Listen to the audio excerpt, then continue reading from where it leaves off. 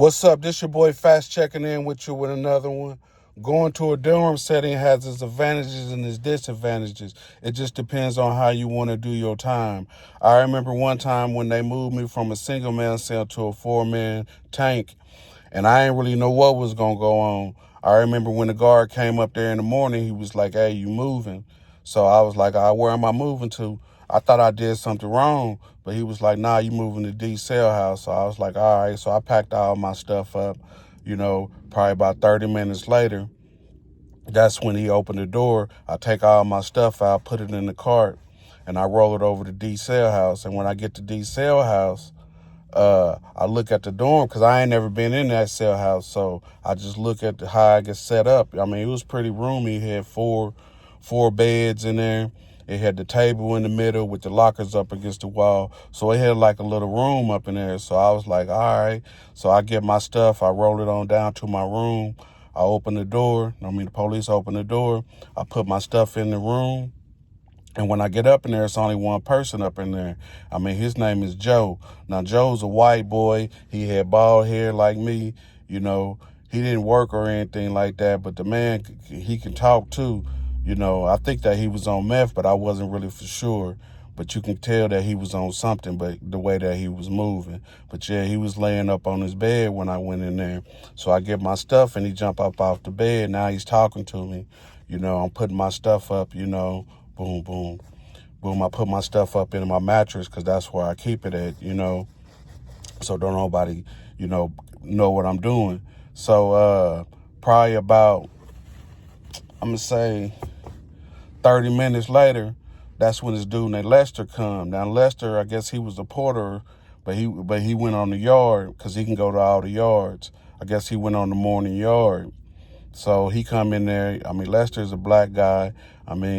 He's real cool. I couldn't see any kind of bad things about him. So I was like, shit, maybe it's going to be kind of a good sell up in here.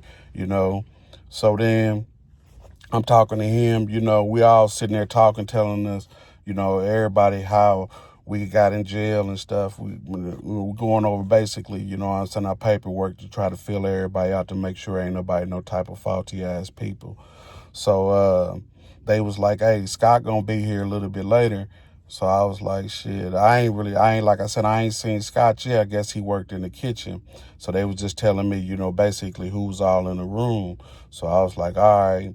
So probably about, I'm going to say, right before child time, that's when Scott come in there. Now, Scott, he was a real cool dude, he was cool as a motherfucker. You could tell he was cool the way he came in there. The way that he had all his pictures and stuff on the wall and things like that, you can tell that he was kind of, into his little female. So I was like, shit, that's kind of good. That way I know that he's on a decent page. He got some type of support on the street. So then, like I said, we all sitting there talking, everybody filling everybody out to make sure that we all gonna be on a good page because everybody knew when they come up in there. So it's chow time, and when everybody go to chow, I don't go because, like I said, these some new roommates. I got to make sure that I'm on point with myself. I got my stuff hidden in my mattress. I got to make sure that they don't try to do no type of crazy ass shit because they seen me in there smoking, so they knew that I had something. So I had to kind of, like I said, make sure that I'll be on point with myself. So I didn't go to chow. So then they come back and they ask me why come I ain't go to chow. And I just basically tell them I don't really eat chow. I don't think I eat is like the hamburgers on Saturdays. So boom, on Saturday, when Saturday come, I go chow. And when I come back from chow, I seen that my pillow on my bed was moved. So I'm like, shit, why is my pillow moved? Because, when you laying in the bed and they call chow, you just get up and everything should be the same way that it is when you come back. But I seen that my pillow was moved. So I was like, shit, somebody must have been in my stuff. So when I go look at my stuff, it don't look like nobody been in it, So I ain't really trip about anything. So I was like, shit, don't look like nobody took nothing. So shit, if they would have took it, they'd have took it all. They wouldn't have just took a little bit. So I'm like, all right. So then after that, I go to the yard, hang out, with a couple of my people because I had a couple of plays I had to make on the yard. So I had to go out there. So when I come back, uh, that's when Joe was like, "Hey man, what? I think somebody been on your side over there on the bed." And I was like, "What you mean somebody been on my side?" He said, "I think that Scott, you know, was over there, on the side of your bed." And I couldn't believe that Scott, would be like that because, like I said, Scott was the cool ass dude. I mean, he went to visits. I mean, he had a little money and stuff like that. So I'm saying to myself, why would he, you know? Go over there and do something. So now when he tell me that, I'm thinking to myself, well, shit, nigga, it might be in you because shit, you the one that look like you might be in up. That's just what I'm thinking, but he didn't, Joe, I was like, hey man, we just gonna wait till Scott get up in here and we all just gonna get together and we gonna figure this out. So like probably about 30 minutes to an hour come, boom, Scott opens his door, he come in there, boom. And as soon as he come in there, Joe run up on him like he about to do something to him. So I stopped Joe. I'm like, hey, man, shit, chill out, man. Let me holler at him and see what's going on first.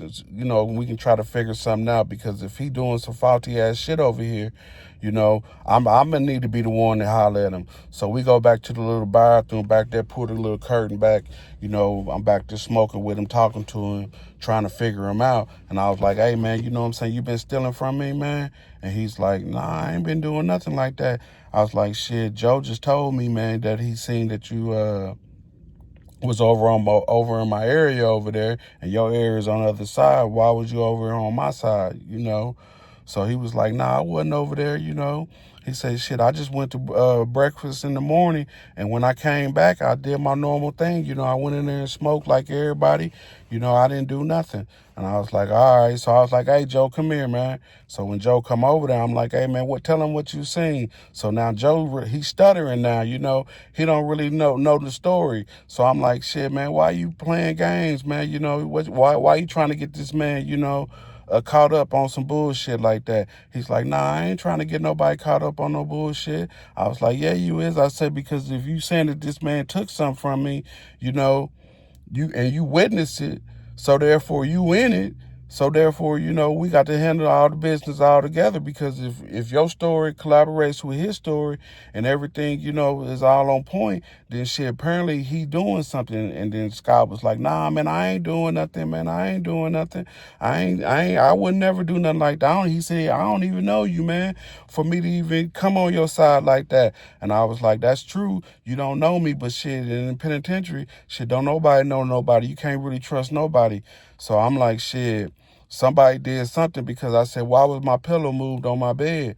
And Joe looked at me, and I looked back at him. I was like, shit, y'all gonna have to come up with something, man. Somebody knows something. So then I was like, shit, I ain't gonna even worry about it because, like I said, they ain't take nothing if they only took a little bit of it. So I was like, shit, I ain't really worried about it. So I come up out the bathroom, go jump on top of my bunk because I'm on the top bunk. Lester's on the bottom.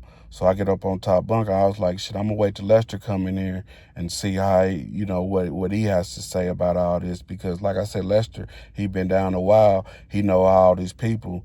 So he know if my cellmates are flaky or not. So I was like, all right. So about 30 minutes, that's when Lester come back to the cell. And when Lester come back to the cell, Joe jump off his bunk, real fast and run straight to the door. And like, hey, man, tell him what you seen Scott do. And Lester's like, hey, man, hold on, man. Let me get in the room. And when he says that, I'm like, hey, Joe, man, just sit down, man. Wait till Lester get in here so we all can talk and try to figure this out. So then when Lester come in there, he run up on him again. He's like, hey, man, didn't you see Scott over there on the side of his bed over there looking through some stuff? And Lester's like, nah, I ain't see that, man. He said, I don't think that, Scott would do nothing like that. And Joe's like, yeah, you did. Yeah, you did. You told me. And so Lester like, man, what the fuck I told you? I ain't tell you shit, you know what I'm saying? So then when he said that, I jump off the bunk. And when I jump off the bunk, old boy thought I was going to run up on him, but I wasn't going to run up on him. I just jumped off the bunk, just because if everything, gets kind of, frustrated or hectic right there. So I was like, shit, I sat down. And when I sat down, that's when Scott, you know what I'm saying, jumped off his top bunk and grabbed his hot pot off the top of the locker. And when he grabbed his hot pot, he went over there and hit Joe 2 times real quick. Bam, bam. And when he hit Joe, you could see the little blood dripping from his head right there, you know. So I'm looking around making sure there's no blood get on me. And I'm like, shit, damn, this shit's crazy, you know. I was kind of stunned because I wasn't expecting Scott to do nothing like that. So then Joe, after that, he goes in the little bathroom right there, pull the curtain back, you know, and while he in there, I guess, observing his wounds or whatever, Scott go in there right after again, hit him a couple times more.